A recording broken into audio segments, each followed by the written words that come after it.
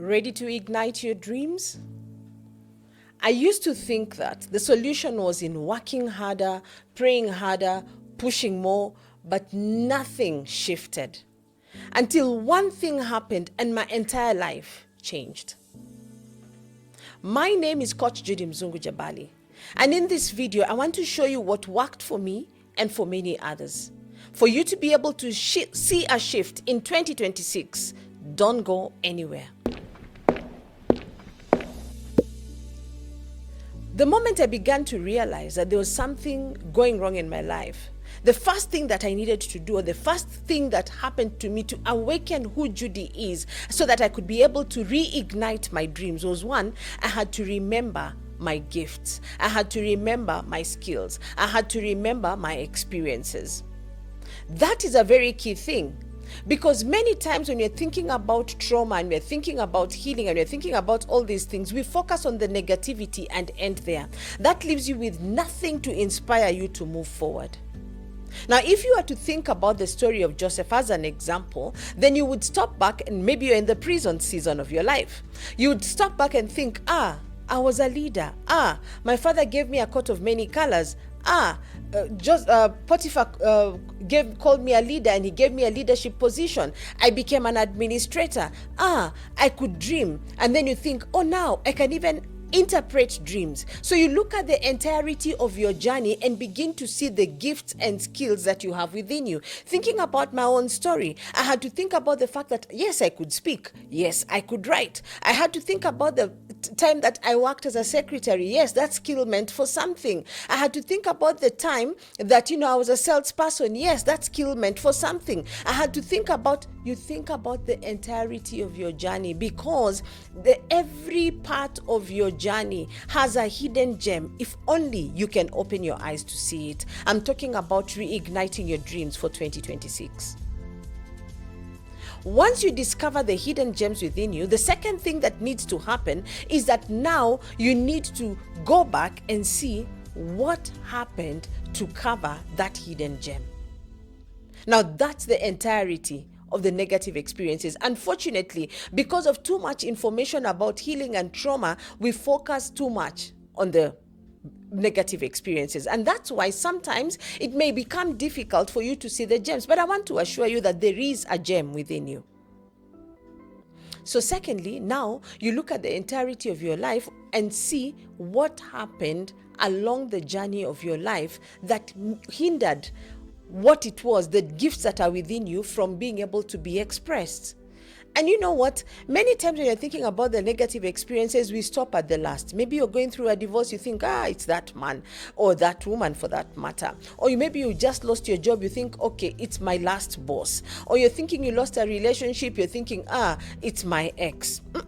The problem started way back. What you're seeing as maybe the lost job, what you're seeing maybe as the lost marriage or the lost relationship is simply a culmination of everything that has been going on inside of you. And so you have to go step by step, and begin to see, where did you begin to lose confidence in who you are? Where did you begin to lose confidence in exactly who God created you to be? And when you think about it, even as a coach, when you look at it through someone's life journey, you will realize that for some people, maybe they were very, confident in their earlier years, and then when they got older, they just lost their fire, they lost their zeal. So you begin then to map out what happened in these different phases that then affected and took away someone's confidence.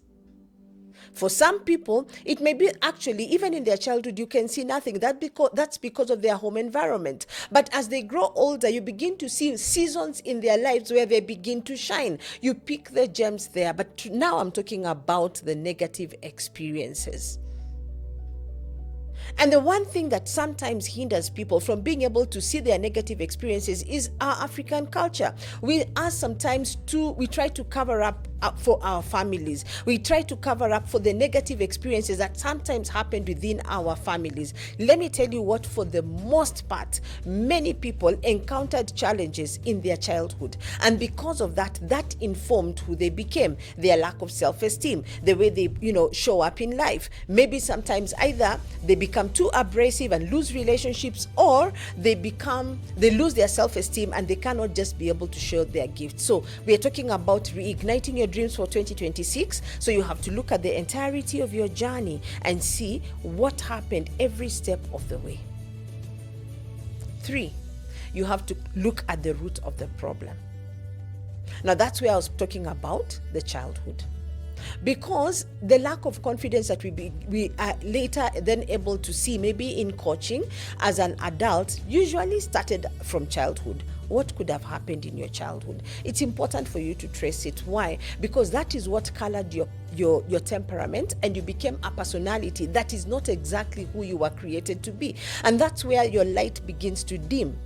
Let me tell you what, you cannot realize your full potential if you're not playing as the person God created you to be. And that's why we have to go back to the root of the problem. Now, if you were Joseph as an example, we would go back and ask ourselves, what happened in Joseph's father's house? The rejection. That would be the root of Joseph's problem. I'll tell you about my own story. For the longest time, I battled anger. My life wasn't adding up, I would just suffer rejection after rejection. And I used to wonder, what is the problem? Until that one day that my eyes opened and I was able to realize it was that rejection that I suffered in childhood that had caused me not to be able to rise up to become who I was meant to be. So let us go back in your own journey and begin to understand what was the root of the problem. Then what do you do next? We go step by step, making a choice to defend, or rather to heal and forgive every offender. Sounds hard, right? That's a place where then you realize that healing is a choice. It is not a process. Healing is a decision. The moment you make a decision to say, you know what, I can see the gold that is within me. And the gold that is within me is so precious. The destiny that God has for me is so important that I am willing to let go of the pain of the past. Let me tell you, we have just begun to win the battle. So the thing that needs to happen next is that now you go step by step, make a choice, make a decision to forgive the offender. And this is where the next part becomes important, a relationship with God. You cannot heal based on your willpower. You cannot heal based on your mindset.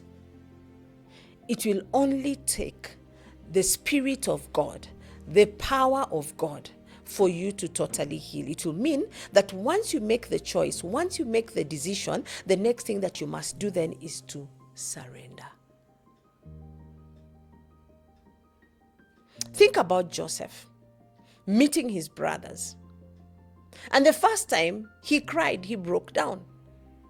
Because it was a difficult place for him to be. He was having that moment of having to reconcile between what he has gone through and the choice that he has to heal. That's to tell you that, you know what, healing and forgiveness is not necessarily easy. And that's why you need the power of God. That's why you need surrender to God. So you make the choice to heal. What needs to happen next? Your mindset.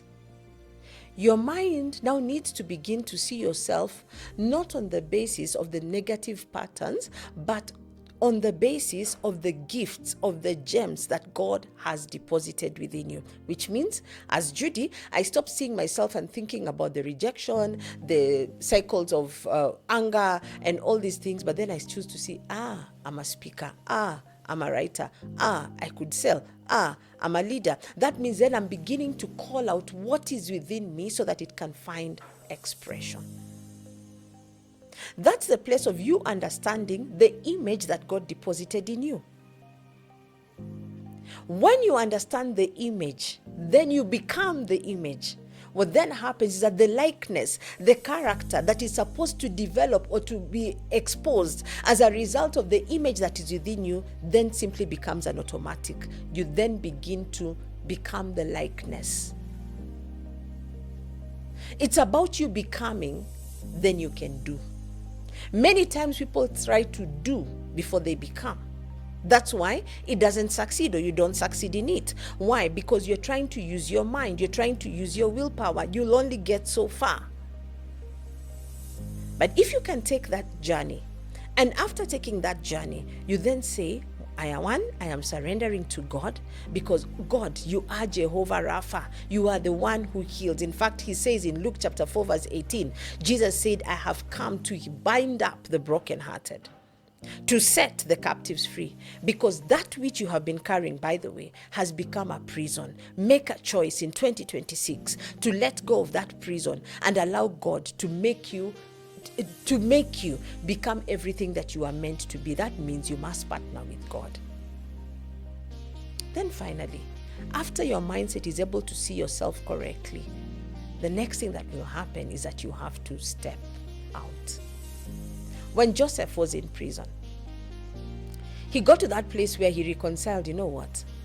I'm a dreamer, I'm a dream interpreter, I can do these things and have done this, and I know that I am meant for the palace. So he began to ask the chief bearer, like cupbearer, please remember me. Begin to knock doors that will take you where you need to go.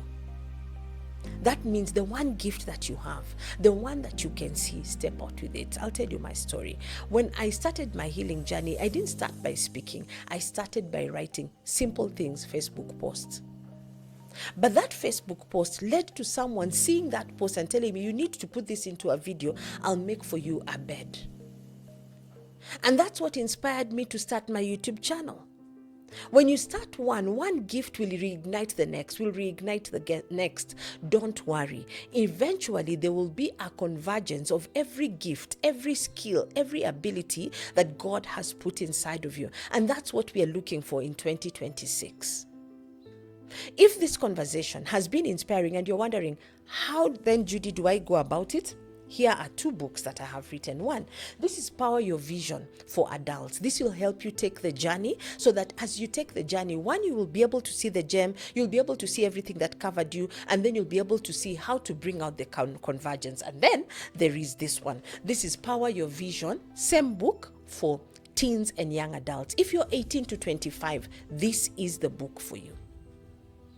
Now, in case you want to take a deep dive and you're saying, you know what, I don't want to even read the book, but I need you to hold my hand, please register for the realignment journey. You can check out my website, www.judymzungu.com, and you'll be able to find every information concerning the realignment solution. That is where we will, 1, teach you, and then secondly, have personal coaching sessions that will guide you to 1, heal the past, 2, overcome everything that happened, rediscover your identity, and walk in the path to your purpose. My name is Coach Judy Mzungu Jabali, and I want to see you on the next session where I show you how exactly to map out 2026. See you then.